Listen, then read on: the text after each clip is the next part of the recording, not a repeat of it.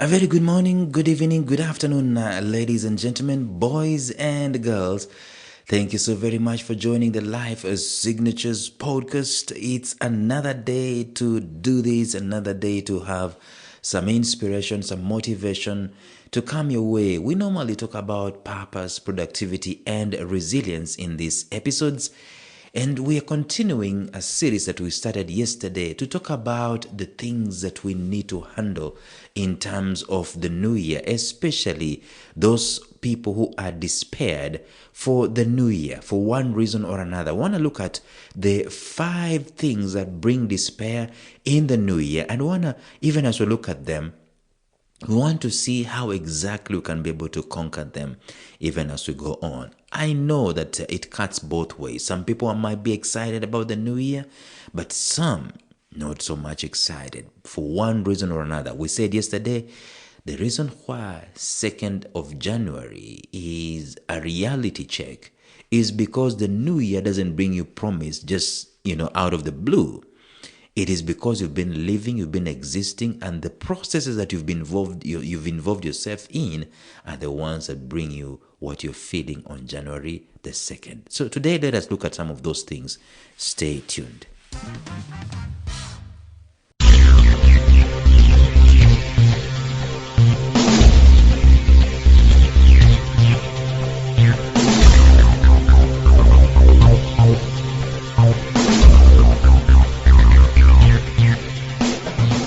Welcome to the Life Signatures podcast with Lawrence Namale. Lawrence is a life coach, author, and keynote speaker who loves to tackle different topics on purpose, productivity, and resilience. His mission in life is to awaken all your boundless possibilities available in you. Life Signatures podcast is dedicated to bring to reality every single person who knows that deep down in their gut, there's got to be more to life than this. And now, here is your host, Lawrence Namale.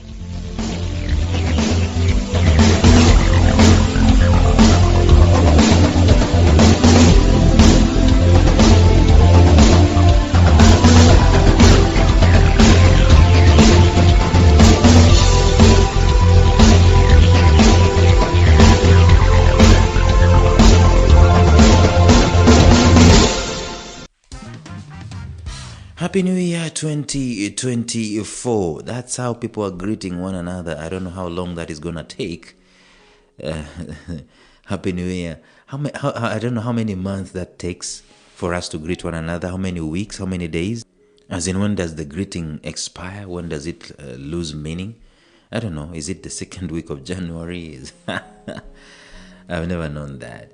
Sometimes I find someone that I've never met in the year, in June, and I am like, Happy New Year, Anyway, we're talking about the 5 things that will be a source of despair in the new year.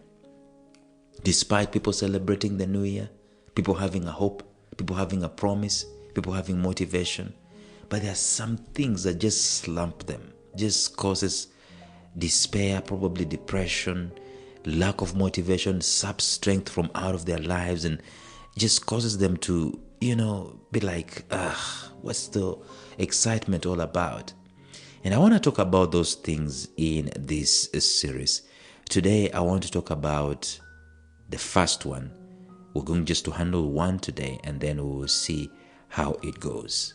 Remember, we said yesterday that the new year, we treat it like an event.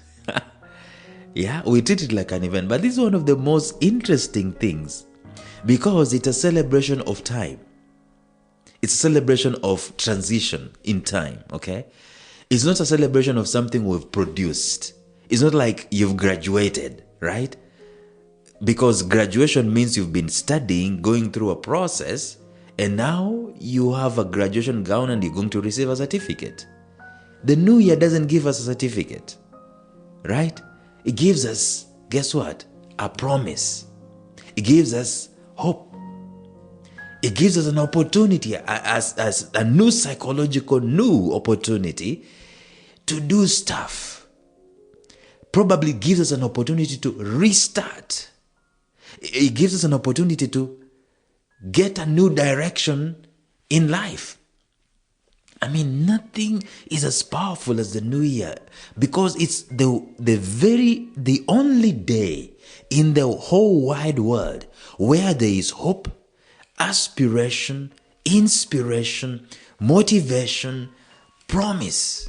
There is an opportunity for people to restart. Those ones who are always smoking and they wanted to quit smoking, many of them across the whole world would want to stop that. Those ones who've been battering their wives across the world, they want to stop that. It's an amazing opportunity this new year. And that's why people normally say, I'm going to make a New Year resolution. But on the flip side of this, we're talking about not about the 1st of January. We're talking about the 2nd. The reason why the 2nd of January is here and people now come to a reality is because you've been living all along. The New Year's celebration is not an event. It's a process. You've been living all along. And that's why after the New Year celebrations are gone, you come back to how you've been living all along. And one of the things that causes despair, because we're talking about despair in this series, one of the things that causes despair is disappointment. We get disappointed in this world. In fact, Jesus Christ said these words. He said, in this world, you will have very many troubles. It's a promise for trouble. Why is it that in this world you'll have very many troubles? It is because we are living in a broken world. Yeah, I said it. This world is not pure. This world is not holy. This world is broken. We, even as human beings, are not pure, are not holy, are not perfect. We are broken. We just a redeemed generation, if you'll allow. But I can tell you this, my friends. The reason as to why we are going to have disappointments is as simple as that. This world is broken. We are broken.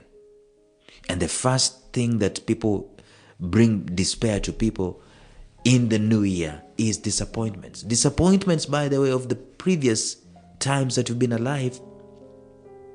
Disappointment in the previous months, probably in the previous days, in the previous weeks. One of the greatest forces of progression in life is hope. But in fact, I would challenge you to have tremendous hope at the beginning of the new decade, at the beginning of the new year. Have hope that your life purpose will shine greater like never before. Have hope in this new year. Have hope that you'll be the best version of yourself in this new year. It's okay. However, at times, we have hope in something specific, and at times we order our lives around that hope, that expectation. And this means, for the most part, we have not considered the other outcome of all the hope that we have, especially when the hope doesn't materialize. What does it bring about? It brings about disappointment. There are some people who are disappointed that they are not married. There are some people who are disappointed that they don't have children. There are some people who are disappointed that they don't have a job. Some are disappointed that they did not get the contract. There are people who are disappointed that their marriage has not improved. Some are disappointed that their child has not come back home. Some are disappointed that they did not pass the bar. Others are disappointed that they did not do this, they did not do that.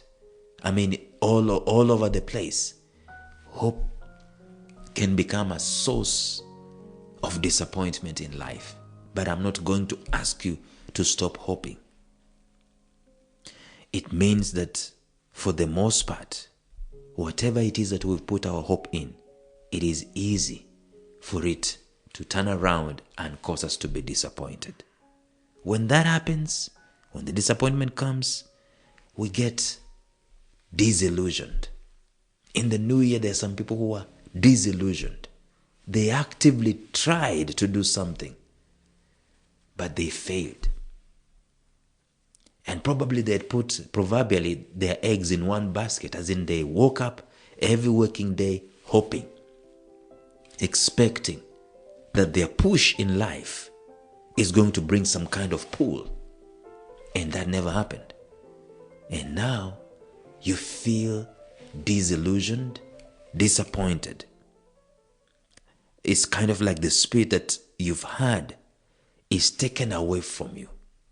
The hope you had. And now you don't even have hope in hope.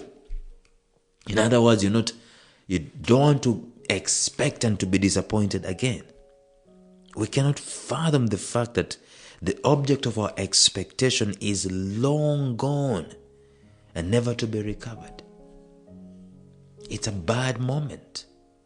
The new year, even if you are disappointed and you are in despair, nothing robs of your motivation and inspiration as a disappointment does. But the new year can be a pinnacle moment for you to draw a line in the sand and say, let's go again.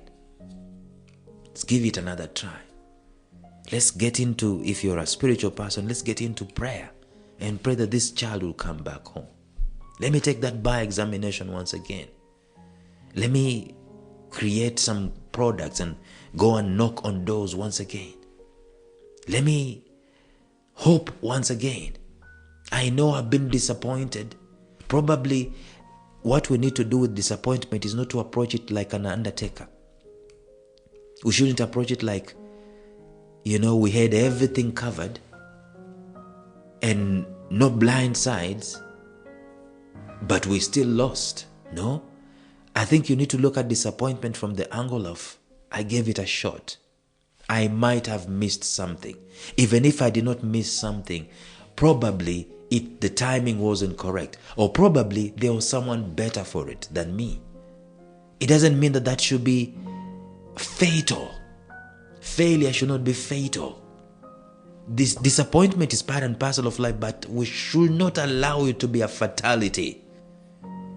Because if we do allow disappointment to be a fatality, we will be paralyzed for life. So what we can do right now is to onboard, because we're talking about regression at some point in time in these episodes. We need to onboard these feelings of disappointment. In this new year, onboard those feelings. And just nod and agree that you might yet be disappointed. But the worst that you will not do is to do nothing. So you have an opportunity to draw a line in the sand and say, guess what? In this new year, I'm going to go again. I'm going to try again. I'm going to give it another shot. I'm not going to sit back. I'm going to be motivated again. It is one of the biggest contributors of our personal paralysis to be demotivated because of a disappointment. It's one of the main reasons why some people are not excited about the new year or the new decade in their lives. But it doesn't have to be an undertaker of our dreams. It doesn't have to be an undertaker of our visions and our aspirations and our desires. The new year is a psychological new. So let us approach it from the angle of things can yet be better. Again. So I'm not going to be one of those who shrink back in life, but I'm going to be one of those who, despite the disappointment, despite the despair, despite the disillusionment, I'm going to draw a line in the sand and I'm going to get on this bandwagon of a new year because it's psychological new for me. I'm going to hope. I'm going to onboard the promise that this new year brings. And I'm going to go for it. I'm not going to despair. I'm not going to do nothing and at the end of the day reinforce the disappointment and the despair. But I'm going to hope. I am going to engage myself in an activity. I'm going to choose a direction and I'm going to take that direction. And I'm going to give my all, my 100% into it. And I'm going to leave. That's my admonition for you in this new year. Tomorrow we'll look at something else. Stay tuned. Thank you for listening to Life Signatures Radio. If you enjoyed today's show, subscribe to Life Signatures Radio on iTunes, Stitcher, or visit our website at lifesignatures.libsyn.com. Life Signatures Radio, fresh, clean, and inspiring.